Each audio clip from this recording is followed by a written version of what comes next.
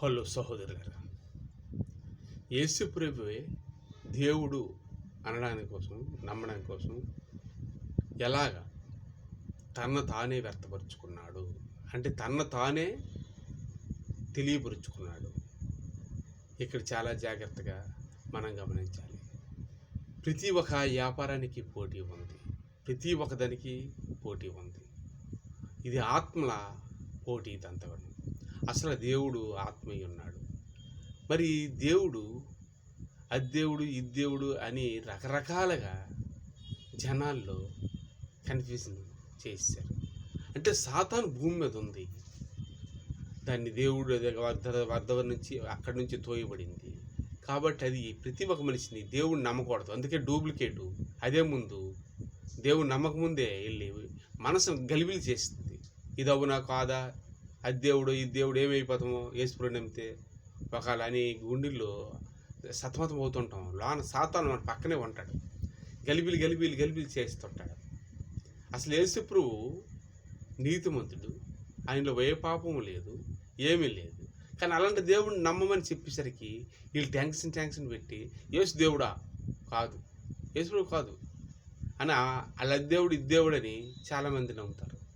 4 కత్తులు పెట్టుకొని కసా నరుగుతున్నా వాడే దేవుడు అంటారు తప్ప, ఈయన తన ప్రాణాన్ని మనకి ఇచ్చారు, ఆయన రక్తాన్ని కార్చారు, మన కోసం ఆయన బలైపోయారు. త్యాగం ఎవరూ చేయలేని త్యాగం ఆయన చేశారు.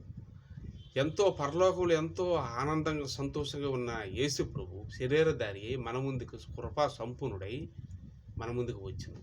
కృప యేసుక్రీస్తు వల్ల అనుగ్రహింపబడేది, ధర్మశాస్త్రం మోసే ద్వారా పడిందని బైబిల్ ఉంటుంది. అయితే బైబిల్ రావడానికి కారణం ఈ ధర్మశాస్త్రం అనేది మోసే గారు మనకు తెచ్చారు. మరి యేసు ప్రభు కృపా సంపూర్ణం, కృపా సత్యం అన్నాయి. కృప, జాలి, దయ, కరుణ. ఈ లోకంలో ఎవరైనా జాలి కరుణ ఉందా? ఒక అన్నయ్య బాగుపడితే తమ్ముడు చూడలేడు, తమ్ముడు బాగుపడితే అన్నయ్య చూడలేడు. అలాగే కుటుంబంలో ఒకడు బాగుంటే ఇంకా వేరే వాళ్ళు అసూయ పడుతుంటారు. వాడు ఇల్లు కట్టుకుంటే రారా బాబు మా ఇల్లు కట్టుకుని చూడండి ఇంకోటి అసూయ పడిపోతుంది. ఇలాగ ఒకరికొకరు వాళ్ళు కూడా సాడీలు చెప్పుకోవడం, వెంటనే ఫంక్షన్ వెళ్ళిపోతే ఎవరొకరు ఉండి ఆడి గురించి చెప్పించుకుంటారు, ఈడేలాగా ఆడేలాగా. ఈ ప్రపంచంలో లోకంలో ఎక్కడ కూడా శాంతి, సమాధానం, నీతి, నిలకడ అనేది లేదు. అంత అసూయ. ఇది సాతాను 199% ఈ భూమి మీద సాతాను శక్తులు ఉన్నాయి.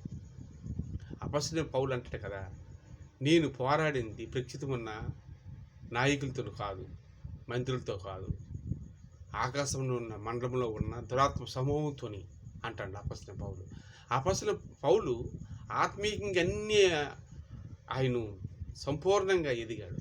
అందుకే ఈ ఎంత యేసుప్రభు గురించి మొత్తం ప్రకటించి ఆయన నిజంగా చాలా హతసాక్షులుగా మారారు వాళ్ళందరూ కూడా, శిష్యులందరూ కూడా.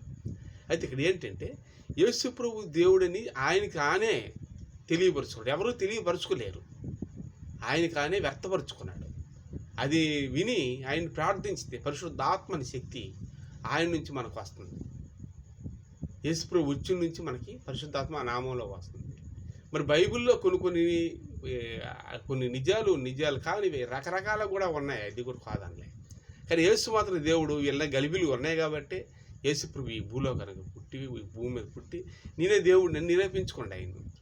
ఆయనకు కొట్టినా చేసినా, ఆయన సమాధి చేసిన, మొక్కలు పీకేసిన, ఆయన ఎక్కడ అబద్ధం కానీ, ఎక్కడ వేసధరణ కానీ, ఒక ఇల్లు కట్టుకోవడం కానీ, పెళ్లి చేసుకోవడం కానీ, ఏ ఒక్క కోరికలు అనేవి ఆయన అస్సలు లేవు. మనం పరలోకం రావాలని కోరిక కృపే ఆయనకు ఉంది. అందుకే ఆయన దేవుడు మన కోసం ప్రాణం పెట్టి ఇది నా శరీరమును, ఈ రొట్టి నా శరీరం, రక్తం నా ఒక రక్తం, ఇది ద్రాక్షరసం అని ఇవన్నీ ఎప్పుడు మీరు జ్ఞాపకార్థంగా దీన్ని తినేటప్పుడు అలా గుర్తుపెట్టుకోండి. ఇది నిజంగా నా కోసం యేసు ప్రాణం పెట్టాడని మరిచిపోతారు అంత. కనుక ఆయన నా కోసం నిజంగా చనిపోయాడని మనం రొట్టి, ద్రాక్షరసం, ఆయన శరీరం భుజించాలి. అది మన పరిశుద్ధంగా ఉండి. అందుకే యేసుప్రభు మనకి ఏమి ఇచ్చాడంటే ఆయన శరీరాన్ని, ఆయన ఆత్మని సంపూర్ణంగా అన్నీ ఇచ్చేశాడు, అన్నీ సృష్టించింది కాక.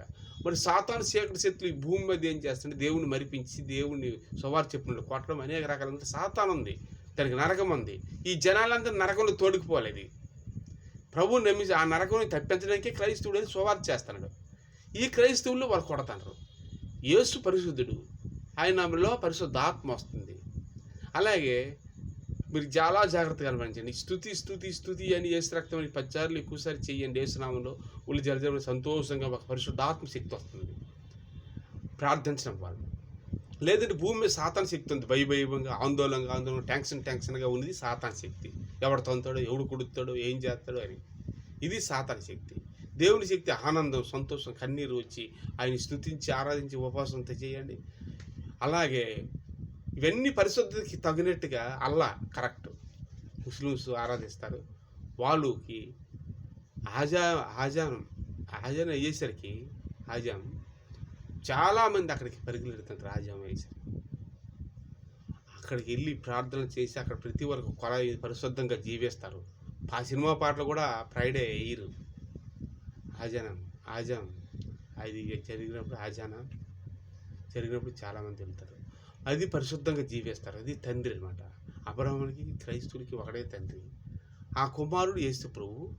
ఆ గ్రంథంలో సేమ్ ఉంటుంది. యేసు దేవునితో వచ్చును, దేవునితో వెళ్ళిన ఉంటుంది. యేసు మేఘరుడే వచ్చును అని అందులో ఖురాన్లో ఉంటుంది, పక్కాగా ఉంటుంది. కాబట్టి ఆయన తండ్రి, ఎవరో కాదు. ఇంకా కొన్ని రిహో వీరు బొట్లు పెట్టుకోవచ్చు, అవి పెట్టుకోవచ్చు అని ఇవన్నీ డూప్లికేట్ కూడా కొన్ని ఉన్నాయి. చాలా జాగ్రత్తగా నాకు ఆ సమయం ఇప్పుడు యేసు ప్రభు పలానా యెహోవా నా తండ్రి అని క్లియర్గా అక్కడ చెప్పలేదు. నా తండ్రి పంపిస్తే నేను వచ్చాను అన్నాడే తప్ప పలానా పేరు పెట్టి ఆయనే నా తండ్రి అనలేదు. నా తండ్రి పంపిస్తే నేను వచ్చానంటాడు అడిగితే. కాబట్టి యేసు ప్రభు దేవుడే. అపొస్తలుడైన పౌలు అని చెప్పాడు, యేసు నామంలో తప్ప ఏ నామంలో మనకి రక్షణ లేదని చెప్పాడు. కనుక యేసు ప్రభు దేవుడు. కాబట్టి మనం అందరికీ ఈ వాక్యాన్ని చేర్చేయండి. ఈ గ్రంథం మనం కూడా విని నడవాలి. ఇది పరిశుద్ధత ఆయన ఉంది కాబట్టి ఆయనే దేవుడు. అంతకన్నా పరిశుద్ధత ఈ భూమి మీద ఎవరు కూడా చూపించలేపారు, ప్రాణం పెట్టలేపారు. ఆయనే, ఇంకెవరు లేరు. కనుక ఆయన ఈ వాక్యాన్ని విని ఆయనే దేవుడని మనం పూర్తిగా నమ్ముకోవచ్చు. పరిశుద్ధాత్ముడు, పరలోకంలో ఉంది పరిశుద్ధాత్మ శక్తి. అంతేగాని ఇంకేమి ఉండదు అక్కడ. దేవునికి స్తోత్రం.